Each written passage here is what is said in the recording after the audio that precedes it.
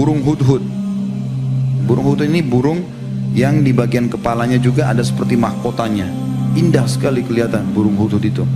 Dan ini yang Allah sebutkan dalam surah An-Naml, ya, surah tentang semut. Di situ disebutkan tentang kisah Sulaiman alaihissalam dengan semut, dan ada sebelumnya disebutkan kisah Nabi Sulaiman sama burung hudhud ini. Jadi di antara pasukannya Nabi Sulaiman burung hudhud. Dan Nabi Sulaiman setiap hari selalu memeriksa pasukannya dari jin, dari manusia, dari hewan-hewan.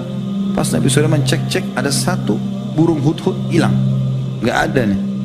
Maka Allah ceritakan dalam Al-Quran itu, wa tafaqqadat tayr, maka Sulaiman pun kehilangan burung itu.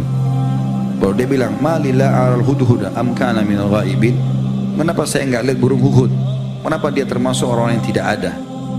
Maka semua pasukan Nabi Sulaiman tidak ada yang tahu kemana burung hudhud ini, gitu kan? Terus Nabi Sulaiman marah pada saat itu. Kalau dia datang nanti, dia harus membawa alasan yang benar kenapa dia tidak ada, kenapa dia tidak hadir pada saat saya absen, atau kalau tidak saya akan siksa dia dengan siksaan yang menyakitkan, gitu. Maka datanglah burung hudhud, lalu Allah ceritakan. Nabi Sulaiman tanya, kenapa kok nggak ada? Dia bilang, saya telah pergi ke satu negeri. Rupanya sebagian athar menyebutkan burung hudhud ini ketemu sama hudhud yang lain, gitu kan? Burung yang lain yang kebetulan beda wilayah sama Nabi Sulaiman. Nabi Sulaiman AS tinggal di Palestina, di negeri Syam. Ada burung hudhud yang datang dari negeri Yaman lewat. Seperti kalau kita manusia ketemu sama satu orang, ngobrol, terus kita diajak ke kampungnya dia atau kotanya dia. Rupanya burung hudhudnya Nabi Sulaiman ini diajak oleh burung hudhud yang dari Yaman untuk ke sana. Mereka berbicara, dan ini semua perlu diketahui ya, semua makhluk Allah selain manusia dan jin itu beriman pada Allah. Burung-burung, semut, serangga ini semua tahu Tuhannya, ya. Manusia sama jin saja, dan manusia jin juga ini cuma pembangkang-pembangkang saja yang tidak beriman, ya. Yang umumnya semua manusia beriman. Sekarang populasi manusia 7,5 miliar, 6 miliarnya itu tahu Allah, walaupun ada Yahudi sama Nasrani di situ. Yang jelas burung hudhud ini rumahnya diajak oleh temannya hudhud yang lain menceritakan di negeri saya itu. Ya, mereka saling tanya dari mana. Terus kemudian yang dari Yaman mengatakan, oh kalau di negeri saya ada seorang ratu perempuan yang berkuasa, yang cerita Balkis, gitu kan. Maka akhirnya pergilah dia ke sana. Dia heran melihat kerajaan Balkis yang luas segala macam. Dan akhirnya dikumpulkanlah informasi, dia pulang. Waktu dia pulang, Nabi Sulaiman tanya, kamu dari mana? Diceritakan dalam surah An-Naml. Maka dia pun mengatakan, ji'tuka min saba'in binaba'in yakin, aku datang dari negeri Sabak membawa informasi yang pasti, ya, sesungguhnya di sana ada seorang wanita yang berkuasa, kemudian dia sangat dipatuhi oleh kaumnya dan mereka menyembah matahari selain Allah. Maka Nabi Sulaiman pun mengatakan, kalau begitu saya akan pastikan informasi benar atau tidak nih apa yang kau bilang, bawa suratku ini. Lempar surat itu ke ratu itu. Maka hudhud memegang surat tersebut lalu dibawa ke istananya Balkis.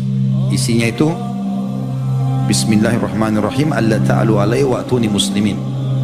Hudhud lempar surat itu dari lubang tempat singgasananya Balkis, dilempar ke depan singgasana tersebut, lalu hudhud sembunyi mendengarkan apa yang diucapkan oleh Balkis sama orang sekitarnya. Balkis lihat surat itu mewah sekali, bagus, dari kulit hewan, terus dibuka tulisannya, ya, sesungguhnya dari Sulaiman, inna min Sulaiman wa inna bismillahirrahmanirrahim. Isinya adalah dengan nama Allah yang Maha Pengasih lagi Maha Penyayang. Datanglah kepadaku, kata Sulaiman, ya, dalam keadaan patuh. Allah ta'alu alaihi wa'tuni muslimin, janganlah kalian sombongkan diri terhadapku dan datang kepadaku dalam kondisi menyerah. Seperti itulah suratnya. Maka terjadilah kisah Balkis kemudian berdiskusi dengan orang-orang di sekitarnya. Berilah aku pendapat, ini ada surat yang agung jatuh padaku. Maksudnya karena mewahnya surat itu, bagus, kelihatan memang bukan dari orang sembarangan. Nabi Sulaiman AS siapkan kulit khusus dan surat khusus itu. Kemudian dia pun berkata, berikan pendapat. Rupanya para pengawal-pengawal Balkis tidak tahu Nabi Sulaiman AS, dan mereka itu kerajaan besar di negeri Sabak. Sabak ini negeri Yaman. Allah juga berikan nama dalam Al-Quran surah nomor 34, Sabak, ya, tentang negeri Yaman ini. Dan sangat makmur dan besar kerajaan mereka pada saat itu. Maka para pengawalnya bilang, sesungguhnya keputusan di tangan Anda, dan Anda sudah tahu kami ini kekuatan yang sangat besar. tinggal perintah, suruh perang kami serang. Tapi Balkis berakal, kata ulama tafsir dia berakal. Dia mengatakan, ketahuilah kalau raja-raja memasuki satu negeri maka mereka akan membinasakan negeri itu. Ya. Innal muluka idza dakhalu qaryatan afsaduha wa ja'alu a'izzata ahliha adillah. Wa kadzalika yaf'alun. Jadi kalau raja-raja masuk ke satu negeri pasti mereka akan menghancurkannya dan menjadikan orang yang mulia jadi rendah. Dan begitulah mereka lakukan. Wa inni mursilatun ilaihim bihadiyatin fanadratun bima yarji'ul mursalun. Dan aku akan coba kirimkan hadiah kepada mereka. Kita lihat bagaimana responnya. Rupanya Balkis mengambil peti-peti emas, isinya emas-emas yang banyak yang dianggap oleh penduduk Yaman paling mahal. Ya, kemudian disuruhlah bawa itu ke Nabi Sulaiman alaihissalam. Dibawa juga dengan orang-orang yang pengawal-pengawal yang berotot, yang badannya besar, datang ke sana untuk menunjukkan kekayaan Balkis dan juga kekuatan militernya. Pas tiba di Nabi Sulaiman alaihissalam, pengawal-pengawal Balkis langsung ciut, kaget melihat. Karena semua istana Sulaiman alaihissalam umumnya dari kaca. Ya. Dan Nabi Sulaiman alaihissalam adalah orang yang tinggi kekar, orang yang tampan, gitu kan, dan kerajaannya besar. Nabi Sulaiman sudah tahu ada utusan datang, disusun pasukan-pasukannya dari manusia, dari hewan-hewan, semuanya patuh pada Sulaiman alaihissalam. Maka pengawal Balkis faham kalau ini kerajaan yang sangat besar, bukan main-main, pasti kalah mereka. Dan begitu dibuka peti-peti emas, Nabi Sulaiman ketawa. Nabi Sulaiman alaihissalam mengatakan, atumiduna di bimal wa ma atani Allah khairan mimma atakum. Apakah kalian mau menggiurkan aku dengan harta ini? Apa yang Allah kasih lebih baik daripada apa yang kalian miliki? Pulang sekarang, bilang sama ratumu, aku akan datangkan pasukan yang tidak akan pernah bisa dikalahkan. Kembalilah utusan ini, ceritakan sama Balkis, ini Sulaiman raja yang kekar, besar, pasukannya manusia, jin, hewan-hewan, kita nggak bisa menang nih. Apa saran kalian? Sepakat, kita menyerah saja. Toh Sulaiman cuma minta kita beriman pada Tuhannya, tidak mau mengambil kerajaan kita. Maka Nabi Sulaiman bilang pada saat itu dengan para pengawalnya, siapa yang bisa mendatangkan singgasananya Balkis? Tapi dengan syarat, saya mau cepat. Ya. Lalu berkata Ifrit dari jin, ini kekuatan jin yang paling besar, atau yang dianggap paling kuat alam jin, saya bisa datangkan wahai Nabiullah sebelum anda berdiri dari tempat duduk anda. Duduk ini berdiri sudah ada. Dan saya sangat kuat dan terpercaya. Qawiyun amin. Artinya saya kuat bisa datangkan itu seketika dan memikulnya. Serta amin artinya kata ulama tafsir, saya tidak akan ambil permatanya satupun. Karena singgasana Balkis penuh dengan permata, karena orang kaya. Gitu kan? Dan Balkis kalau duduk tengah-tengah seperti ya makhluk yang kecil di tengah sebuah besar, karena besarnya singgasananya. Biasanya kan raja singgasananya 2 kali 3 kali postur tubuh dia. Ini enggak, besar sekali sampai Balkis kalau duduk tengah-tengah sampai enggak kelihatan kecilnya. Maka dia bilang, saya tidak akan curi apa-apa. Sulaiman bilang, saya mau lebih cepat. Ya.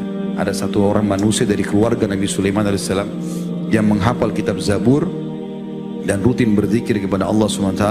Ibnu Katsir sebutkan jenis zikir yang disebutkan, gitu kan? Tapi ini sebagian ulama mengatakan ini karamah yang Allah berikan khusus untuk orang itu.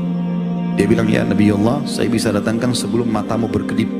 Kita lagi buka gini, kedip begini sudah ada. Lebih cepat dari jin tadi. Maka Sulaiman SAW mengatakan, datangkan. Begitu Nabi Sulaiman mau kedipin mata, sudah ada depannya singgasana. Maka Nabi Sulaiman mengatakan, sungguhnya ini nikmat Allah yang Allah ingin mengujiku, apakah aku bersyukur atau tidak. Lalu Nabi Sulaiman bilang, siapa yang bisa mengubah singgasananya Balkis ini? Ubah. Maksudnya ubah tuh, permata ini pindahin ke sini, permata ini pindahin ke sini, ubah. Tapi masih kelihatan kalau mirip dengan dia punya. Untuk menguji nanti Balkis. Karena sampai berita ke Sulaiman alaihissalam kalau Balkis adalah ratu yang pintar dan cerdas. Kemudian tunggulah, Allah sudah berikan firman kalau Balkis akan datang dengan pasukannya. Datang. Itu datang ke istananya, kaget Balkis dan semua pengawal-pengawalnya. Tidak ada istana semewah itu di zaman itu. Semuanya kaca segala macam. Dan salah satu ciri istana Nabi Sulaiman alaihissalam, di bawah lantai kaca itu ada air yang mengalir. Maka begitu masuk, yang paling pertama Nabi Sulaiman uji Balkis. Apakah seperti ini singgasanamu? Maka Balkis mengatakan, Al-Quran juga membahasakan itu ka'annahu hu. Seperti ini, tapi nggak tahu, saya ragu. Karena sudah sempat diubah. Tapi karena cerdasnya dia yakin juga bahwa saya ini singgasananya. Maka Sulaiman pun mengatakan, ini singgasanamu yang sudah dipindahkan oleh prajuritku. Kemudian Nabi Sulaiman AS menyuruh Karena ini Balkis ratu, dia biasa dengan gemilang apa, kekayaan segala macam. Harus ada hal yang membuat dia yakin. Dimasukkan dalam satu ruangan, semuanya kaca, di bawahnya air. Kemudian Balkis waktu mau lewat, dia pikir itu air, karena jernihnya kacanya sampai dia menyingkap bajunya, ya, bagian bawah. Allah mengatakan wa kasyafat an saqaiha, maka Balkis pun memperlihatkan betisnya, karena dia pikir itu adalah air. Maka setelah dia mau mengangkat begitu, Sulaiman mengatakan sesungguhnya itu adalah kaca cermin yang telah dibuat. Setelah itu Balkis pun akhirnya patuh kepada Sulaiman, beriman karena keajaiban itu. Dan ada kisah panjang berhubungan dengan masalah itu. Tapi semua ini, ya, masuk Islamnya Balkis dan kaumnya ada pengaruh dari burung hudhud itu. Sebagian ulama mengatakan larangan membunuh hudhud karena peran itu, ya, karena peran itu, ya. Sebagaimana bolehnya membunuh cecak karena dia tadinya meniup meniup, termasuk yang meniup api pada saat Ibrahim lagi dibakar, ya. Maka Allah membolehkan membunuh cecak, gitu kan. Sementara hudhud ini justru menjadi penyebab negeri Sabak semuanya beriman pada Sulaiman alaihissalam. Maka gara-gara itu juga hikmah kenapa tidak dibunuh.